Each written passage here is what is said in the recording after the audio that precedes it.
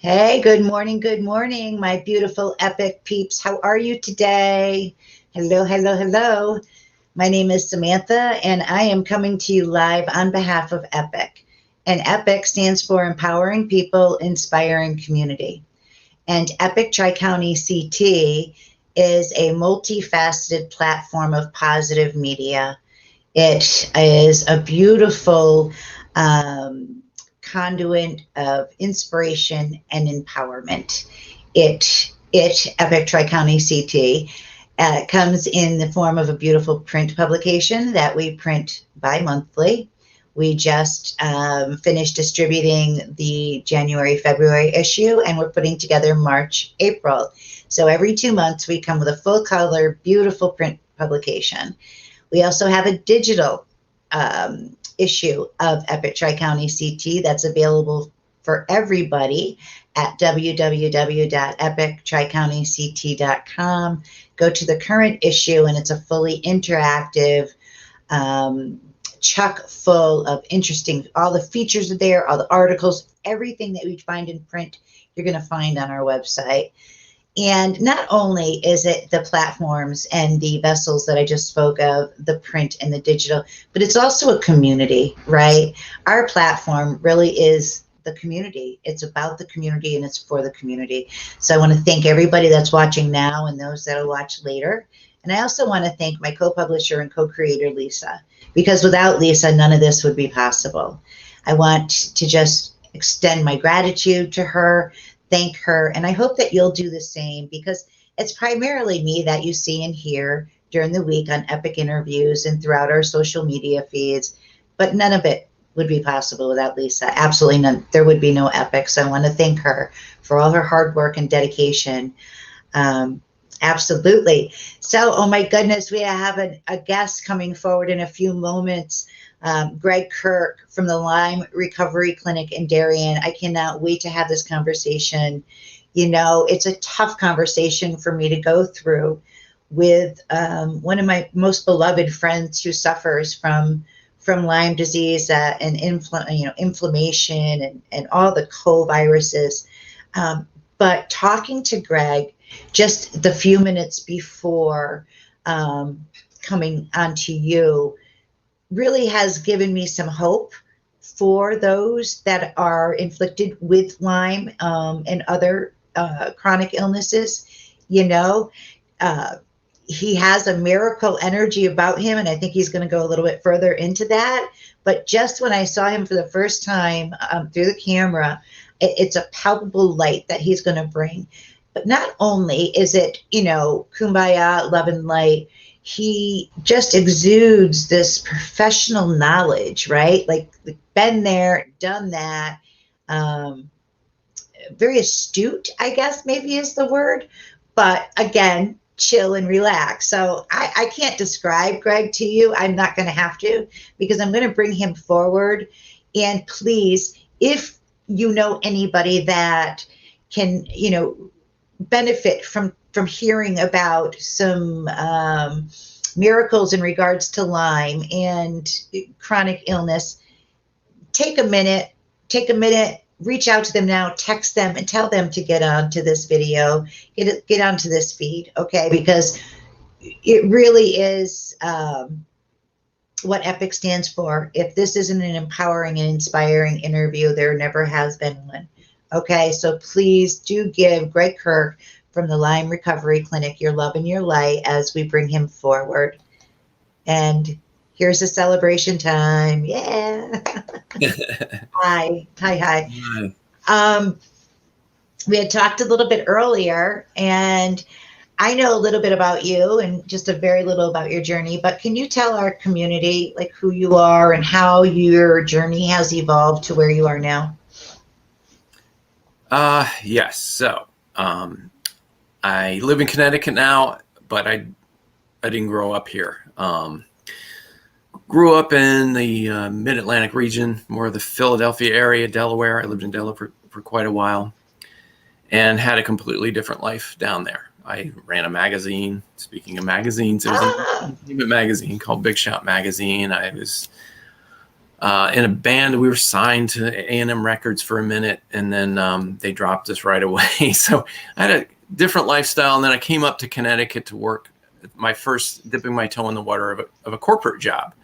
And within, I don't know, a year or two of living here, it's the Connecticut rite of passage. I got Lyme disease. So I didn't know it. You know, it's a typical story with Lyme disease. I went 2 years undiagnosed because my symptoms were not the classic Lyme symptoms of bullseye rash and fevers and joint pain and stuff like that. Mine were related to intestinal issues. So I would feel weird every time I ate. So I chased all these gastrointestinal problems and thought I had leaky gut, which I probably did, but didn't realize that I also probably had an infection. Anyway, went through all that. I didn't know anything about Lyme disease.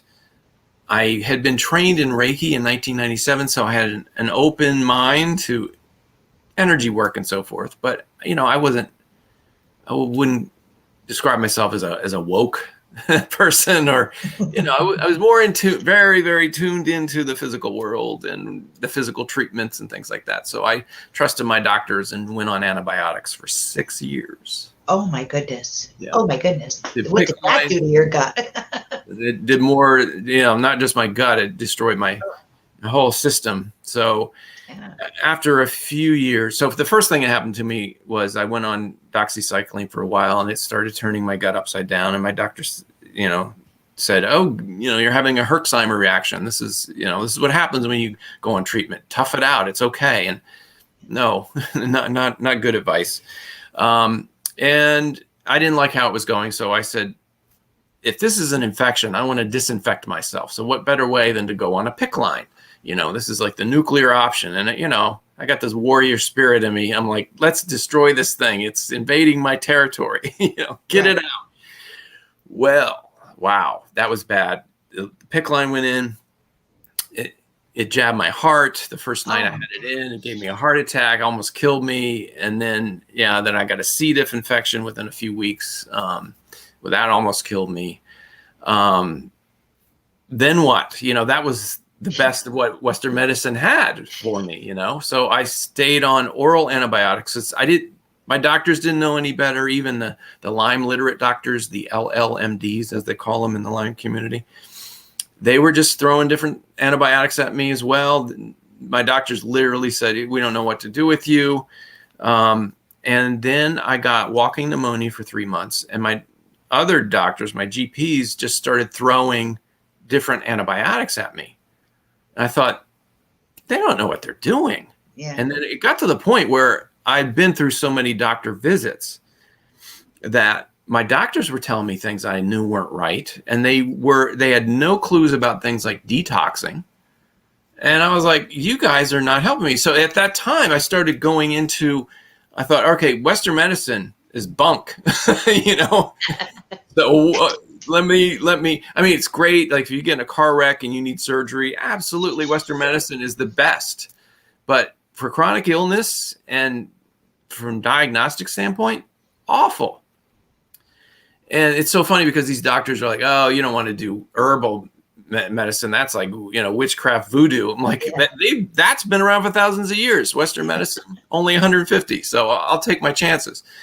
So I started doing Chinese herbals and then other herbals that come from the rainforest in South America. And so that's when I started getting better, when I unplugged from Western medicine and I started becoming, at first, my own health advocate, which is a hard thing for Lyme patients to do because they don't feel well. Right. They're mentally foggy. They don't. It takes a lot of effort. So I went through that. I also went through a period of deep depression, and not that I was a depressed person to start with. You know, the illness does it to you. The toxins, the endotoxins, will make you feel like you're just going to die. And so finally, I went to the place mentally where I was like, okay, I want to die. If this is the way my life's going to be, I'm in agony every day. I don't enjoy anything in my life. I have no pleasure in my life anymore. And I would say a pleasure seeker when I was in my 20s, you know, in a band and stuff. I had all kinds of things going on from the pleasure aspect. No. And it So was everything gone. was going bad. And I just thought, and then one night I felt like I was having a second heart attack from the damage from the PICC line. And I just thought, okay, great. God, take me. I have no more hope. And then, so something shifted in me energetically. I reached what I didn't know at the time was a level of acceptance. So I stopped fighting. Yeah.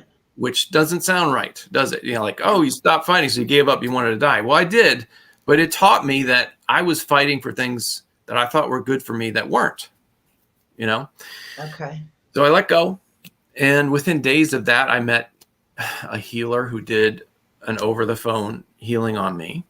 That was one of the most dramatic things I've ever had happen. And during the session, he said, oh, you got all these attachments and all these things going on. And then I heard him speaking. He was speaking to my guides. I didn't know what that meant at the time.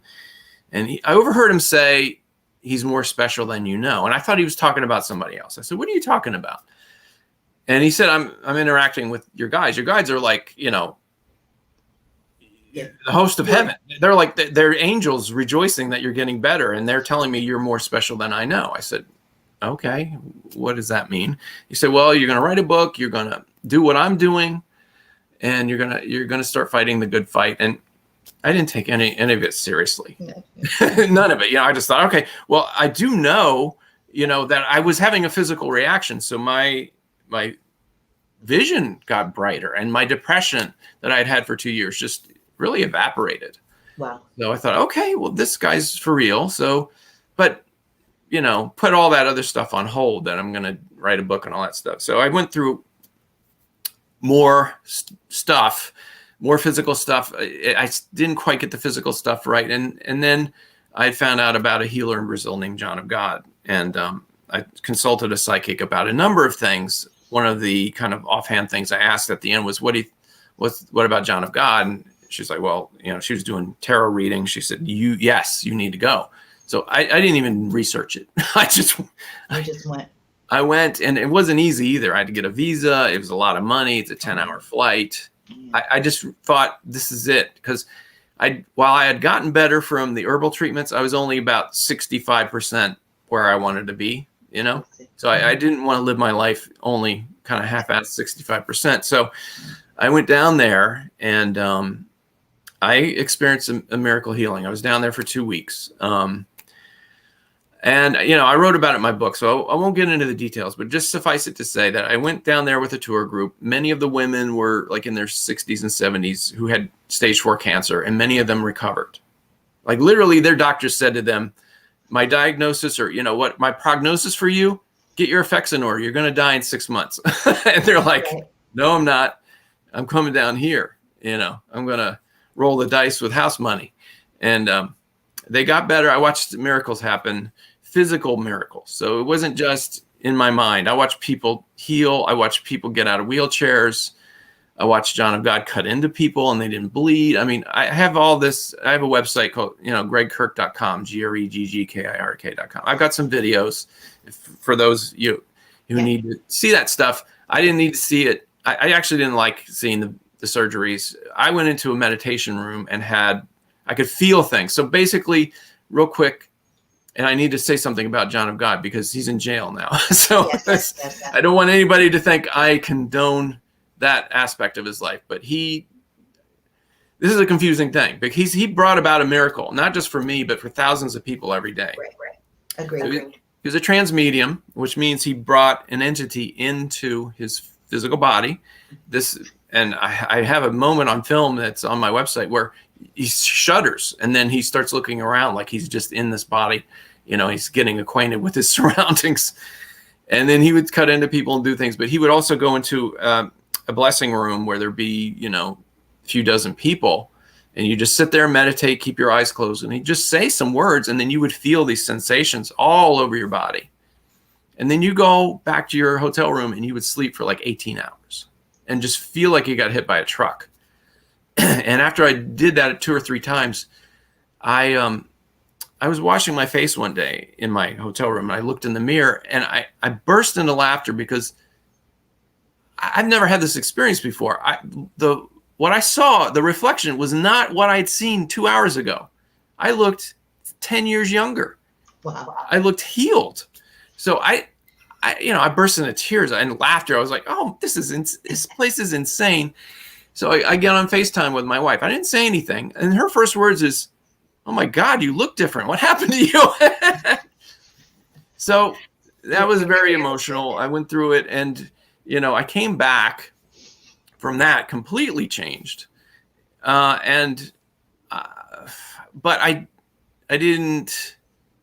my life didn't take, I didn't take into consideration that I was in a corporate job. It was very draining.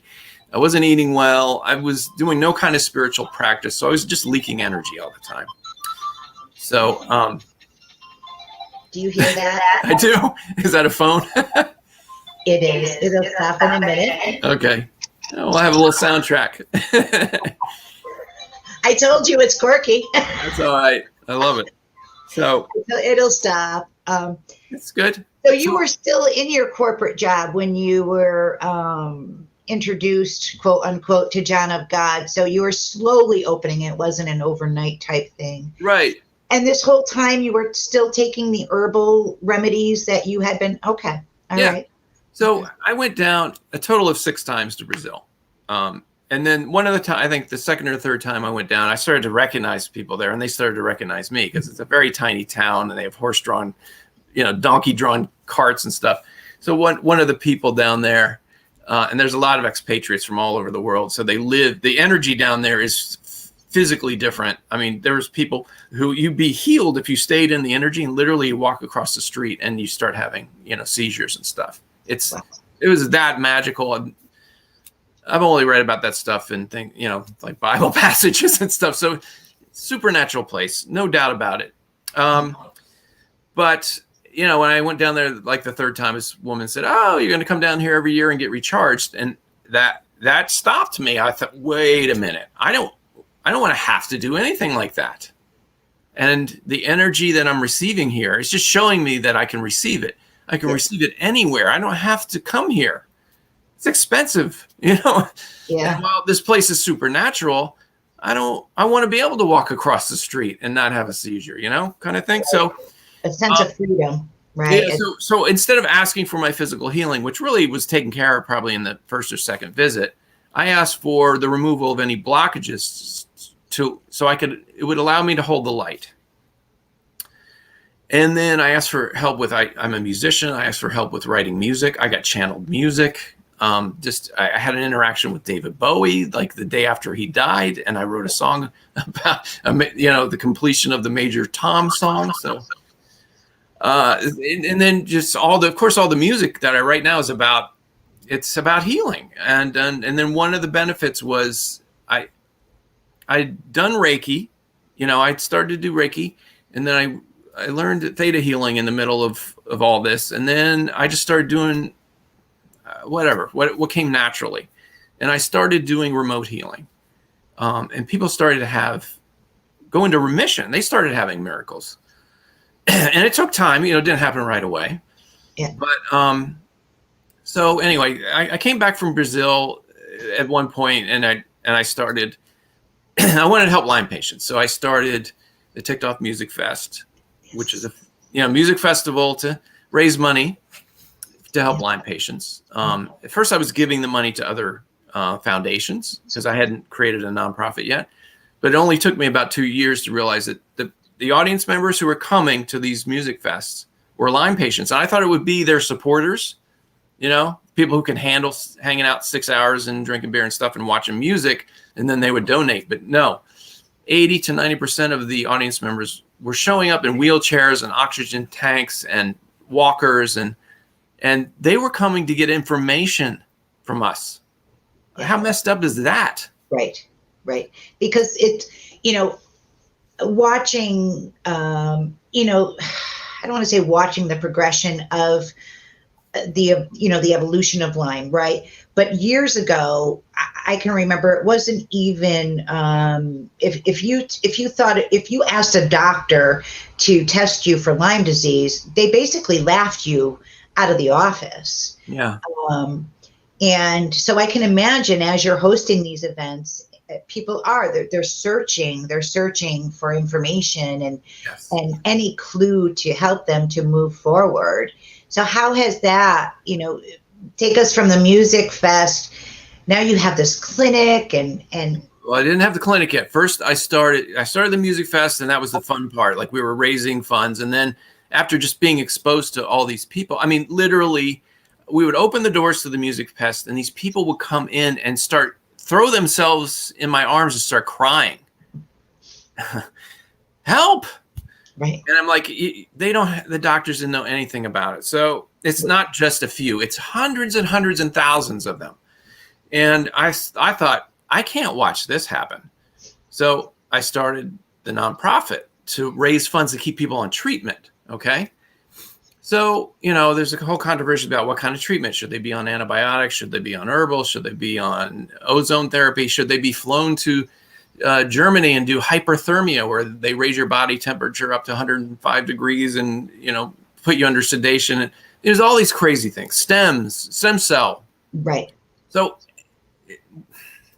it's a custom illness. We had that conversation earlier. It's a custom illness. It's different for everyone. And so because I had such a bad time with antibiotics, I'm looking to the other things, the herbal treatments and the alternative treatments. And one thing I also noticed is, look what loomed large in my healing was, it wasn't just the herbal treatment, it was the energy healing. Mm-hmm. So I'm seeing there's a weird energetic component to Lyme disease. Mm-hmm. People get stuck, and all of a sudden the treatment's not working anymore. Mm-hmm. It may be because you've got some energy blocks. Yeah. And those can go back to past lives. So I'll tell a very quick story about a Lyme patient I started seeing. So, let me get back to my timeline, and then I'll go into now. So then I started the foundation, Ticked Off Foundation. So we started raising funds for Lyme patients that stay on treatment. And that still exists today. You can, sign up if you're financially strapped and having a hard time staying on your treatment, to see if you can qualify for financial assistance. Then, in the middle of all that, one of the companies I reached out to try to be a sponsor of ours was a company called Nutrimedics that makes the Cowden protocol. So that's the herbal protocol that I ended up landing on that really did help me, on top of the energy work and the John of God miracles and things like that. That's what got me out of the woods. It was a combination of all those things. So I reached out to them and I said, would you like to donate? And they said, well, you're a nonprofit. We're a for-profit. We can't just give money to you. We need to figure something else out. And they said, we'll give you your patients, not even you, your patients who qualify through your system, a discount on the protocol. So I thought, okay, that's great. And then they started mildly pestering me on, Dr. Cowden, where do you live? Connecticut? Well, he's going to be in Harrisburg. Isn't that near you? I'm like, not really, but he's going to be training doctors in his protocol. Do you want to come? I'm like, I'm not a doctor. At that point, I wasn't even doing energy healing for, money yet either. So they're like, no, it wouldn't leave it alone. They were like, no, we'll pay for your hotel. We'll pay for your travel. I'm like, how can I say no to any of this? Why don't? When a door opens like that, you gotta walk through it. It was beating me over the head, poking me in the eye. I'm like, okay. So I did.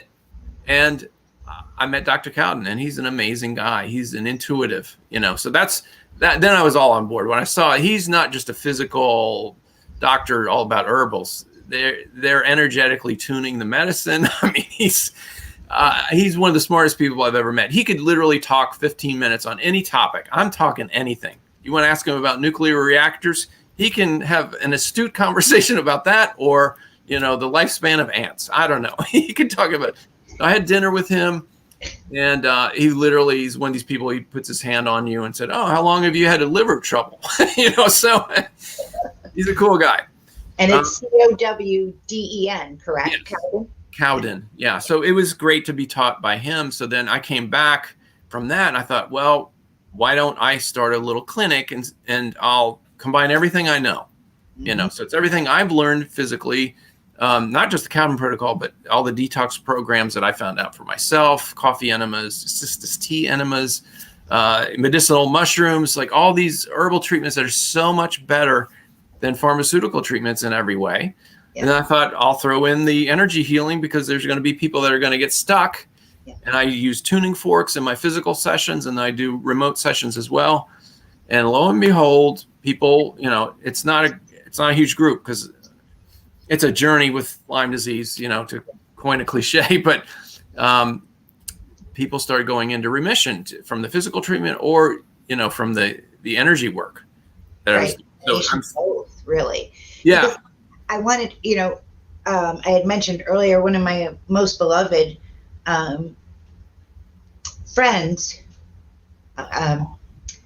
I've followed her journey. I've been on this journey with her, and it breaks my heart because it's not just the physical.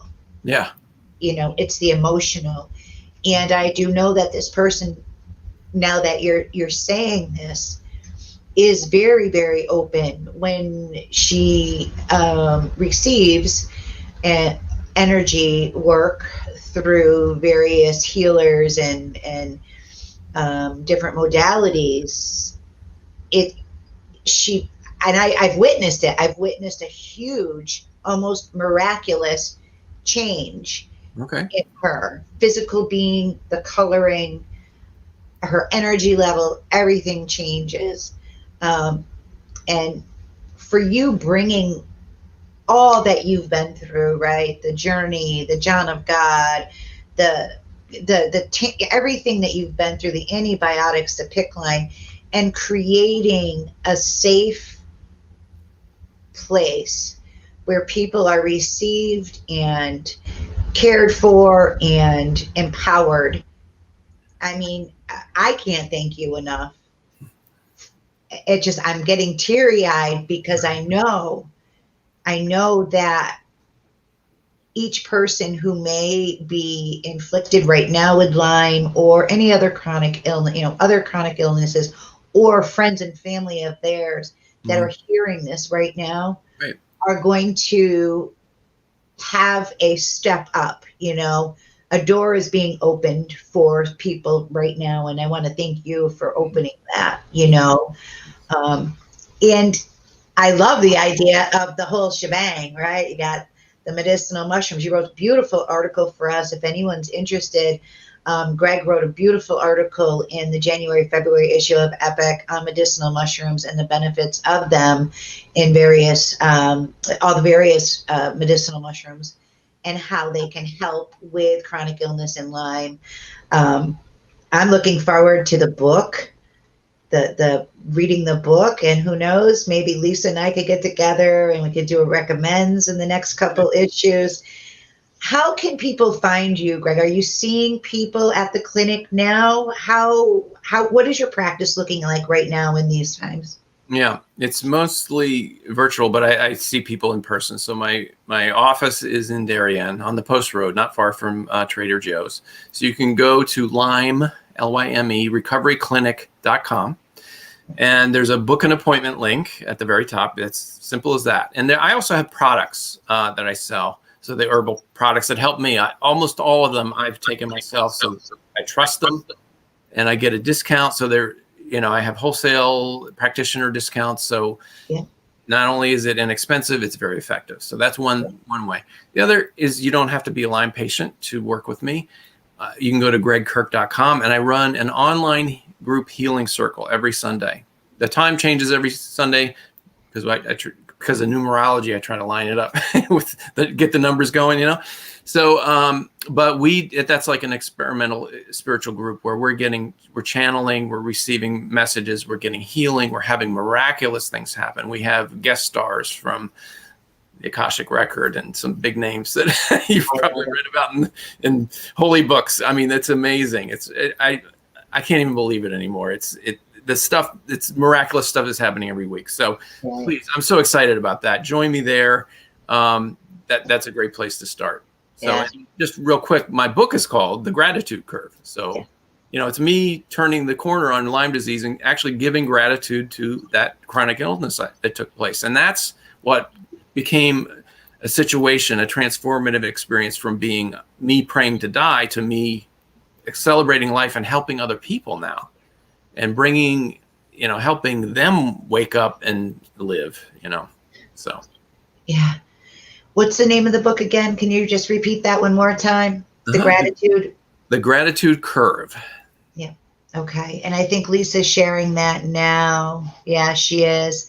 So please, everybody that's watching now and the replay, you know, there's someone that you need to share this link with, that needs to hear this message and also needs to, you know, receive the services that Gregg so, you know, generously offers through his business, and also through the recovery clinic, the foundation. You know, I can't speak enough. Like I will be an advocate because, like I said, I've witnessed this. I've lived it with people, where they were laughed at. I can remember being laughed at in the ICU at Hartford Hospital when I asked the doctors to please test my friend for Lyme disease, and he almost bit my head off. It's, you know, he really yelled at us, and afterward, when it did come back positive for the Lyme and the babesiosis, you know, that doctor did come back in and apologize to me and the family, but and that wasn't that long ago. It was only maybe 10 years ago. Yeah. So by you having and bringing this awareness to the inflammatory illnesses and providing an alternative route that treats the whole person, mind, body, spirit, is really a gift. And I can't help but keep hearing when you are receiving a healing and the guide said, you know, he's special. He's special. You are special, you know, and I'm glad that you listen. I think we all are. If you're anything like me, you had little nudges and then you started probably getting the spiritual 2x4s, you know? Yeah. So I want to thank you. It goes by so quickly. I'm going to have you back and maybe we can go into depth in one aspect or another. But I think that right now, the introductory aspect of me just, you know, us E.P.I.C, just bringing you forward as part of our community is just such a gift. And we really, really are grateful. You know, you have created a curve. So thank you. And I want to thank everybody who's watching now and who will watch later. Like I said, please, please, please share this. It's the Cowden method, the gratitude curve. There's so much information in the feed. Just hit the links. You can find Gregg's information also on our website, www.epictricountyct.com. You can read the article on the medicinal mushrooms. Oh, yeah. So tomorrow, listen. We have a special E.P.I.C interviews with Janice Messino tomorrow at 11. You're not going to want to miss it. We have some special guests coming in, some esoteric guests. So that's tomorrow at 11.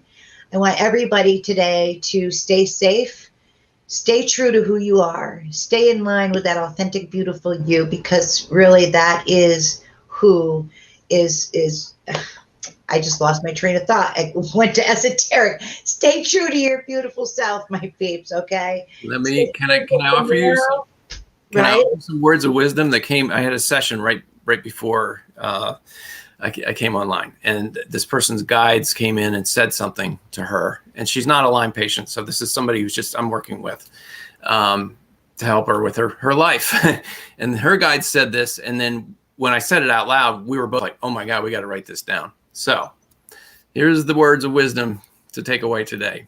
Okay. You're not going to think your way out of this. You're going to feel your way through it. Perfect. You're not going to think your way out of this. You're going to feel your way through it. Yeah. Those are the words of wisdom. I'm going to write that down as soon as Trust your heart. Trust your heart and your intuition. That's the best internal guidance and compass of all. That's it. And as we close every segment, it is always with much love and light and a really great big today. Peace out, E.P.I.C Scouts. Bye.